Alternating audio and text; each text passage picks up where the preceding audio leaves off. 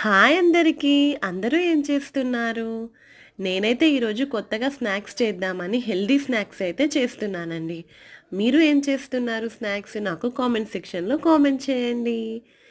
ఇదైతే బొబ్బర్లతో నేను స్నాక్స్ చేస్తున్నాను. బొబ్బర గుడాలు అంటామండి మా సైడ్ అయితే. మీ సైడ్ ఏమంటారో కామెంట్ చేయండి.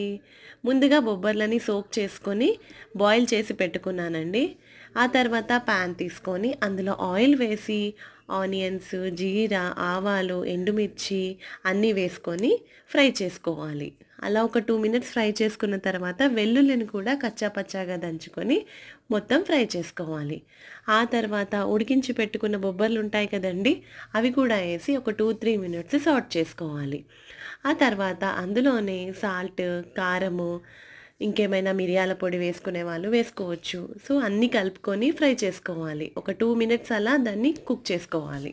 అంతే అండి. Simple snacks and healthy snacks అండి. ఫైనల్‌గా కొత్తిమీర వేసుకొని గార్నిష్ చేసుకోవాలి.